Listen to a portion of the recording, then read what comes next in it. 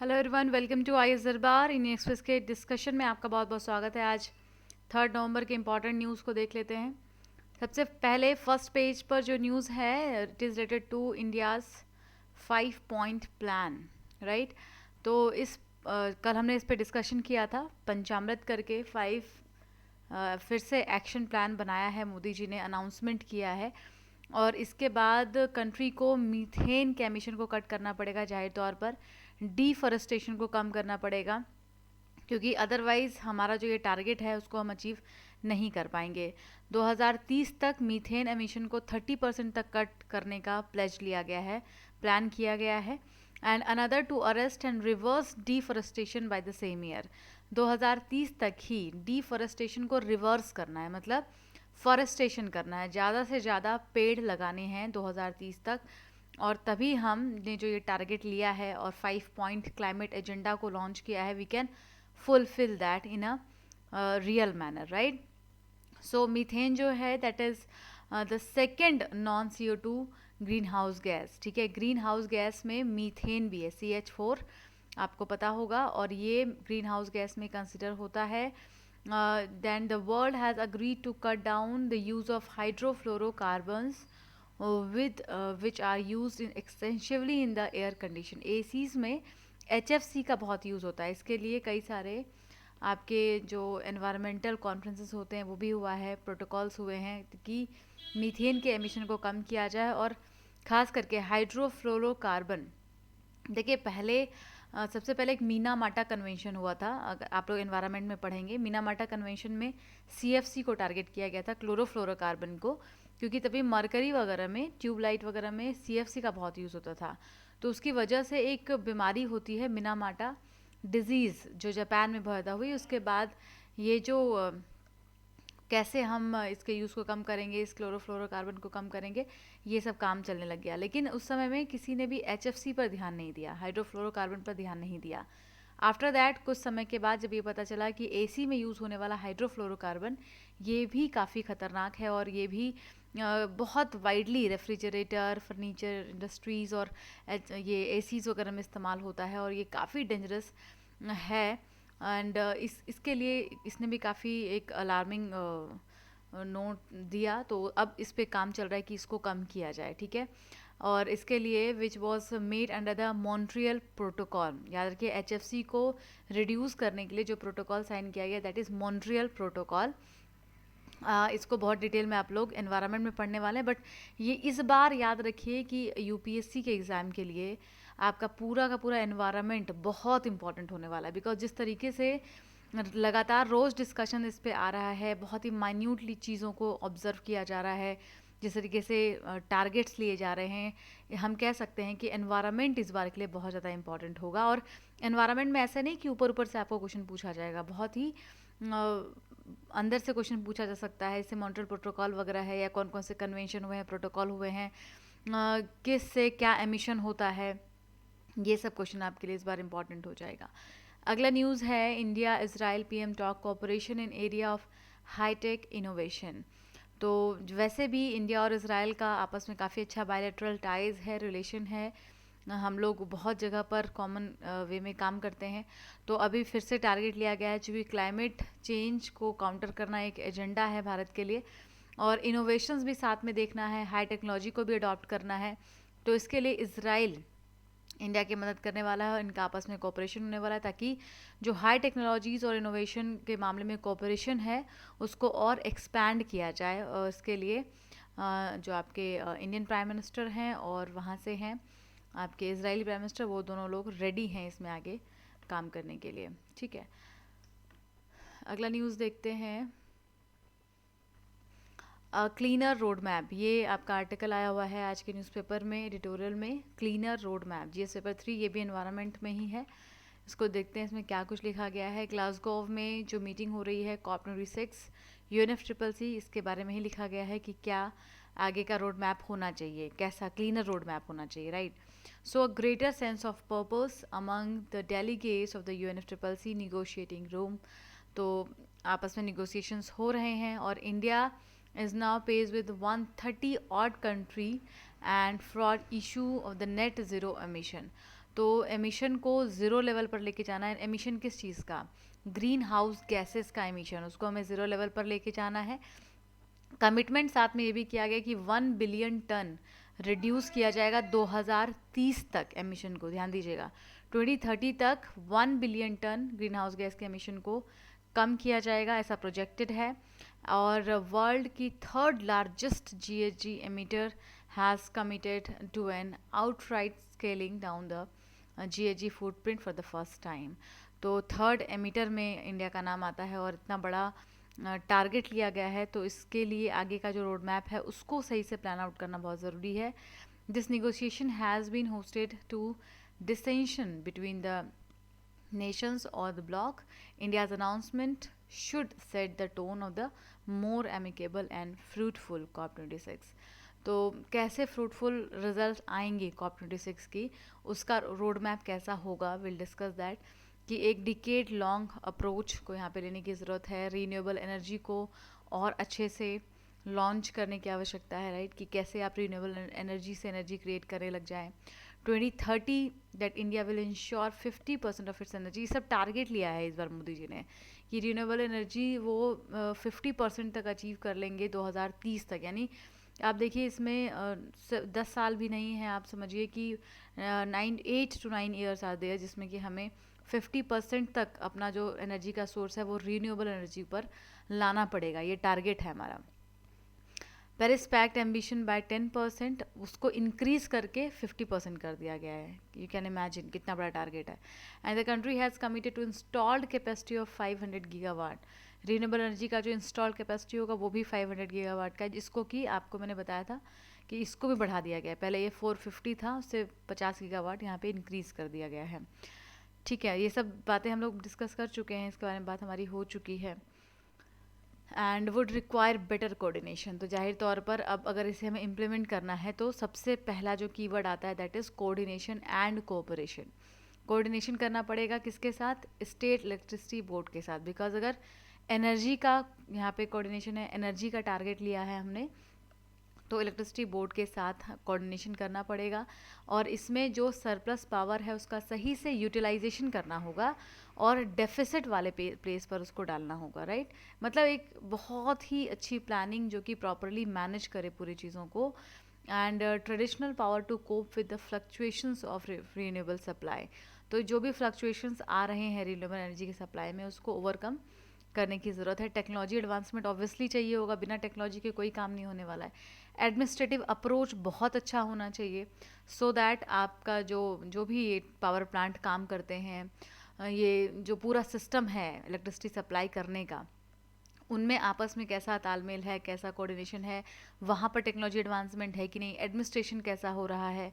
जैसे नॉर्मली छोटा सा एग्जांपल मैं आपको दूँ तो आपने भी देखा होगा अपने आसपास में या अपने घर में भी कई बार, अगर हमने मान लीजिए नल खोल दिया है, ठीक है, अब आप देखते हैं कि जनरली जैसे बाल्टी में पानी भर रहा है, पानी भर चुका है, बट फिर भी वो पानी गिर रहा है बिकॉज कोई देखने वाला नहीं है। जिसने उस नल को ऑन किया है वो भूल गया है, बाकी और किसी कोई मतलब नहीं है, जिसने ऑन किया है वही उसको बंद करेगा। आप समझ रहे हैं, जो आपके घर में अपने आसपास आप जो मेंटालिटी देखते हैं, ऐसा नहीं है कि बड़े बड़े सिस्टम में वो मेंटालिटी नहीं होती है। तो ये एक मेंटालिटी है जो हर जगह पर है, और इसको सही से जब तक मैनेज नहीं किया जाएगा, जब तक इंफ्रास्ट्रक्चर को बेटर नहीं बनाया जाएगा, तब तक हम इतने बड़े टारगेट को अचीव करने में सक्सेसफुल नहीं हो पाएंगे, राइट? तो बेटर एफिशिएंसी एंड डिस्ट्रीब्यूशन होना चाहिए इंफ्रास्ट्रक्चर का, तभी आप इसको जो एनर्जी वेस्ट हो जाता है आप उसको बचा पाएंगे, उसको सही जगह पर यूज़ कर पाएंगे। Demand side options such as improving the efficiency of households appliances. जैसे आप देखते हैं कि जो आप ट्यूबलाइट यूज़ करते हैं, कुछ ट्यूबलाइट्स में या जो एलईडी बल्ब यूज़ करते हैं, किसी में कम वाट की बिजली लगती है, किसी में ज़्यादा वाट की बिजली लगती है, या आप कोई स्ट्रेटनर यूज़ करते हैं, ड्रायर यूज़ करते हैं। आपने देखा होगा कि दिन भर में आप बहुत सारे ऐसे इलेक्ट्रिसिटी अप्लायंसेस को यूज़ करते हैं जो अलग अलग लेवल पर इलेक्ट्रिसिटी को कंज्यूम करता है। तो अगर उनको एडवांस कर दिया जाए, यानी ऐसे इक्विपमेंट्स का यूज़ किया जाए जिसमें कि कम एनर्जी की खपत हो, तो भी वहाँ से हम बचा सकते हैं, डिमांड साइड को हम कम कर सकते हैं। That means we have to work on both the supply side and the demand side, so that जो टारगेट है उसको हम अचीव करें। और इसमें इन्होंने एक एग्रीकल्चर पंप को भी ऑब्वियसली अटेंशन में लिया है, बिकॉज एग्रीकल्चर पंप में बहुत ज़्यादा बिजली का इस्तेमाल होता है। कई बार ये आर्टिकल बताया गया है कि बिजली का भी इस्तेमाल होता है, बिजली सब्सिडी देती है वहाँ पे गवर्नमेंट, तो उस चक्कर में लोग कितना भी यूज़ करते हैं, उनको कोई फ़र्क नहीं पड़ता है कितना बिजली खपत हो रही है, कितने पानी वेस्टेज हो रहे हैं, कोई भी मतलब नहीं होता है। कहीं पर तो पानी होता नहीं और कहीं पर पानी इतने ज़्यादा इस्तेमाल किए जाते हैं कि वहाँ पर एक्सप्लॉयटेशन हो जाता है पावर एंड वाटर का, राइट। तो ये सारी जो छोटी छोटी बातें हैं, ये अपने आप में बहुत बड़ा रोल प्ले करते हैं। जैसे आप जानते हैं कि बूंद बूंद से घड़ा भरता है, ये इट इज़ अ फैक्ट। अगर आप 10-10 रुपये जोड़ेंगे तो 100 रुपये आपके पास हो जाते हैं, राइट। वैसे ही जो छोटी छोटी कड़ियाँ हैं, छोटे छोटे आपके जो सोसाइटी में प्रॉब्लम्स हैं, अगर उसको आप ठीक करते चलेंगे तो ये जो टारगेट है इसको अचीव करना इतना भी मुश्किल नहीं होगा हमारे लिए। And India has cemented its commitment to clean energy with partnership such as ISA। अब ISA को लेकर के भी भारत का जो टारगेट है क्लीन एनर्जी को इंश्योर करना, सोलर पावर से एनर्जी क्रिएट करना, ठीक है। तो ये सब कैसे हो पाएगा? टेक्नोलॉजी ट्रांसफ़र से हो पाएगा। अभी हम लोग न्यूज़ में देखेंगे, इस पर भी बात हुई है।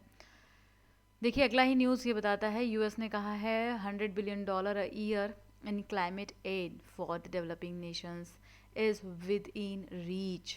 तो इसी पर बहुत दिनों से डिस्कशन चल रहा था। पेरिस पैक्ट का पूरी तरीके से इम्प्लीमेंट ना होने का कारण ही यही था कि जो डेवलप्ड कंट्रीज़ हैं वो पैसे देने को तैयार नहीं हो रहे थे डेवलपिंग नेशंस को। बट अभी जो कमिटमेंट्स लगातार अलग अलग देशों से लिए जा रहे हैं, उसी में US प्रेसिडेंट जो बिडेन ने भी ये कहा कि जो डेवलपिंग नेशंस को $100 बिलियन देने का, एड देने का प्लान है, वो जल्द ही पूरा हो सकता है। इसको अडेप्ट किया जाएगा ग्लोबल वार्मिंग को ख़त्म करने के लिए और इसके इम्पैक्ट को कम करने के लिए जल्द ही इस पर टारगेट लिया जाएगा। And the latest effort by the Germany and Canada aims to pull together that the amount for wealthier donor country by 2023। तो देखिए पेरिस एग्रीमेंट का जो टारगेट है, अगर ये यहाँ पे सक्सेसफुल हो जाता है तो डेवलपिंग नेशंस के लिए और ज़्यादा आसान हो जाएगा कि अपने टारगेट को वो अचीव कर पाएंगे। Forest declaration, India read fine print, choose to stay away. तो फॉरेस्ट डिक्लेरेशन एक लिया गया है, ग्लासगो में ही बहुत सारे लीडर इकट्ठा हुए हैं और वहाँ पे declaration on the forest and land use, तो इंडिया ने इसको साइन नहीं किया, did not sign this declaration on forest and land use. ध्यान दीजिएगा, ये एक एम्बिशियस डिक्लेरेशन बताया गया है, इसको इनिशिएट किया UK के द्वारा, ठीक है, to halt deforestation and land degradation by 2030 as it objected to trade being interlinked to climate change. ध्यान दीजिएगा, तो एक साथ बहुत सारी चीज़ों पर काम किया जा रहा है और इसमें UK का जो टारगेट है यहाँ पे डिक्लेरेशन फॉरेस्ट का, उसमें इन्होंने लैंड और फॉरेस्ट के यूज़ को शामिल कर दिया कि इसका ज़्यादा यूज़ नहीं किया जाएगा। ये जो डिक्लेरेशन है that has over 105 signatories including UK, US, Russia, China, UK, US सब ने साइन कर दिया, लेकिन India, Argentina, Mexico, Saudi Arabia, इन लोगों ने जो G20 के पार्टिसिपेंट्स हैं, इन्होंने अभी इस डिक्लेरेशन को साइन नहीं किया है, ठीक है। क्योंकि ऑब्वियसली इंडिया को लगा हो कि अगर इस पर साइन कर देंगे तो आगे, क्योंकि भारत में भी बहुत सारे काम चल रहे हैं, बहुत सारे डेवलपिंग वर्क्स चल रहे हैं, उसमें अचानक से ऐसे किसी भी डिक्लेरेशन को अगर वो साइन कर देते हैं तो डोमेस्टिक लेवल पर बहुत दिक्कत हो सकती है। So recognise that to meet our land use, climate, biodiversity and sustainable development goal both globally and nationally will require transformative further actions. तो और एक्शंस की आवश्यकता है और इसीलिए अभी इंडिया इसको अपने लेवल पर डील करना चाहता है। किसी भी इंटरनेशनल नॉर्म्स को साइन कर देने पे आगे बहुत सारी परेशानी आने लग जाती है, इसलिए शायद इंडिया ने इसको साइन नहीं किया है अभी। अगला आर्टिकल देखते हैं, ये द प्रिंस ऑफ वेल्स का ही है, for a climate of cooperation. तो इन्होंने बहुत अच्छी अच्छी बातें करी हैं। बेसिकली इन्होंने ये बताया है कि अभी जो पूरा मीटिंग चल रहा है इसमें सारी बातचीत हो रही है, ये ही इज़ वेरी हैप्पी कि इतने बड़े बड़े टारगेट्स यहाँ पर लिए गए हैं और हेल्थ, हैप्पीनेस और इकोनॉमिक प्रोस्पेरिटी को बनाए रखने के लिए सभी लोग साथ में आ रहे हैं। तो ये उन्हीं चीज़ों को कह रहे हैं कि that I am very happy. 50 years से ही वॉज ट्राइंग कि अवेयरनेस फैले, लोगों तक बात पहुँचे, क्लाइमेट एनवायरमेंटल क्राइसिस जो आ रही है उसको रोकने के लिए सभी लोग काम करें। और फाइनली वो दिन आ गया है जब लोग डेडिकेटेड होकर के काम कर रहे हैं। वर्ल्ड के कई सारे एक्सपर्ट्स हैं जो इस क्लाइमेट चेंज को टैकल करने के लिए they are continuously working with each other. And इन्होंने ये बताया कि I have listen to leader of private sector. उन्होंने कहा कि मैंने कुछ प्राइवेट सेक्टर्स के और इन्वेस्टर्स जो हैं, जो नए नए आइडियाज़ को लेकर के आते हैं, नए नए टेक्नोलॉजीज़ को क्रिएट करते हैं, उनसे मिल करके भी मैंने बात की। तो वो भी बहुत अच्छे हमें आइडियाज़ देते हैं सो दैट हम पूरे सिस्टम को बचा सकें। तो इनका कहना है कि सिर्फ गवर्नमेंट की मदद से ही नहीं हो पाएगा, बल्कि जो प्राइवेट सेक्टर्स हैं उनको भी कमान देना पड़ेगा ताकि इस पूरे मुहिम को पाया जा सके। एस्टैब्लिश माई सस्टेनेबल मार्केट इनिशिएटिव। तो इन्होंने एक सस्टेनेबल मार्केट इनिशिएटिव इस्टेब्लिश किया है जिसमें कि 300 से ज़्यादा वर्ल्ड के टॉप सीईओज शामिल हैं, ठीक है ना, इकोनॉमिक सेक्टर से। मतलब ये इकोनॉमी और एनवायरनमेंट को जोड़ते हुए एक पूरा आर्टिकल लिख रहे हैं कि अगर हम बड़े बड़े इकोनॉमिस्ट को, बड़े बड़े इन्वेस्टर्स को, प्राइवेट सेक्टर्स को ऐड करते हैं इस पूरी मुहिम में, और जैसे कि after all the consumers control more than 60% of the global GDP.